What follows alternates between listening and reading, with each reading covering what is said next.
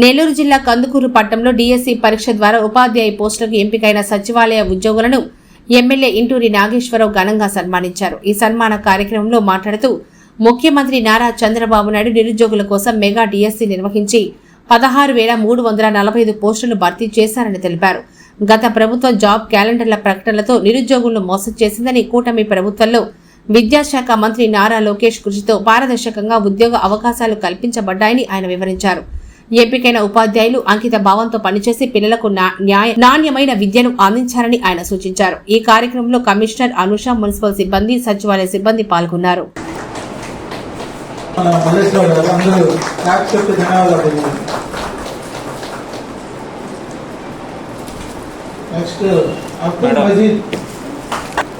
అబ్దుల్ మజీద్ గారిని కూడా సత్కరిస్తున్నారు. అందరూ ధన్యవాదాలు. హెల్త్ డిపార్ట్మెంట్ పరంగా స్వస్తి నారీ స్వశక్తి పరివార్, అలాగే మన గవర్నమెంట్ ప్రతిష్టాత్మకంగా చేపట్టిన స్వర్ణాంధ్ర స్వచ్ఛాంధ్ర ప్రోగ్రాం, దాంతో పాటు స్వచ్ఛోత్సవ కార్యక్రమాలు వేసే ప్రతి అడుగు కూడా స్వర్ణాంధ్ర వైపు వెళ్తున్నాం. ఆ విధంగా వెళ్లడానికే ప్రభుత్వం ఇన్ని రకాల కార్యక్రమాలు నిర్వహిస్తుంది.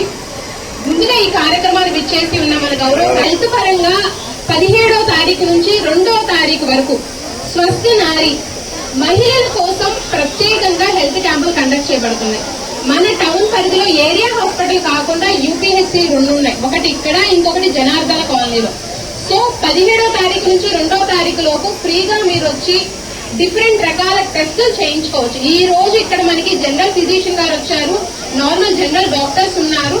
ప్రతి మహిళ కూడా, టౌన్ లో ఉన్న ప్రతి మహిళ కూడా వచ్చి మీకున్న బేసిక్ టెస్ట్ చేయించుకోవచ్చు. డైనిక్ ప్రాబ్లం కానీ, లేకపోతే బీపీ, షుగర్ ఇలాంటివి కానీ, లేకపోతే క్యాన్సర్ ఏమైనా సింటమ్స్ అలా అనిపిస్తే అలాంటివి కానీ. ముందుకు పోతా ఉన్నారంటే ఈ రాష్ట్రంలో ఉన్న నిరుద్యోగ యువత అందరూ కూడా ఒకసారి ఈ ప్రభుత్వానికి నిరుద్యోగుల పట్ల ఉన్న కమిట్మెంటు ఏ విధంగా ఉందో మీరు అందరూ కూడా ఒకసారి ఆలోచించాలని చెప్పి, గత ప్రభుత్వంలో ప్రతి సంవత్సరం ఒక జాబ్ క్యాలెండర్ అని చెప్పి ఎన్ని జాబ్ క్యాలెండర్ ఇచ్చారో మీ అందరూ కూడా తెలిసిన విషయం. ఈ రాష్ట్రంలో పారిశ్రామిక అభివృద్ధి చేసి ఈ రాష్ట్రాన్ని, యువతని నిరుద్యోగులుగా కాకుండా ఉద్యోగులుగా చూడాలని చెప్పి ఈ రాష్ట్ర ముఖ్యమంత్రి నారా చంద్రబాబు నాయుడు గారు మీ అందరికీ కూడా, ఈ రాష్ట్రంలో ఉన్న యువత అందరికీ భరోసా కల్పించాలని చెప్పి పారిశ్రామిక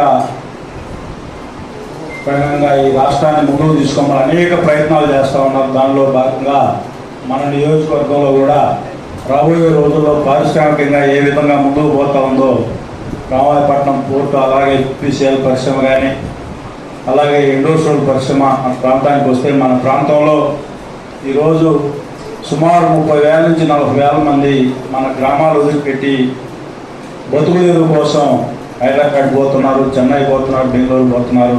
అటువంటి పరిస్థితులు రాబోయే 3-4 సంవత్సరాల తర్వాత మన ప్రాంతంలో ఎదుగుతా, మన ప్రాంతంలోనే ఉద్యోగ అవకాశాలు కల్పించే పరిస్థితి వస్తుంది. కాబట్టి ముందుగా మీరందరూ కూడా ఈరోజు మళ్ళా టీచరు పోస్టుల తర్వాత కూడా ఇందాక మన మేడం గారు చెప్పినట్లు మస్ట్ గోల్కి మీరందరూ కూడా ప్రయత్నం చేసి మీ గ్రామానికి, నియోజకవర్గానికి, ఈ రాష్ట్రానికి మంచి పేరు తీసుకురావాలని చెప్పి మిమ్మల్ని హృదయపూర్వకంగా ఇక అభినందనలు తెలియజేసుకుంటూ, ఈరోజు మేడం గారు వాళ్ళ మున్సిపాలిటీ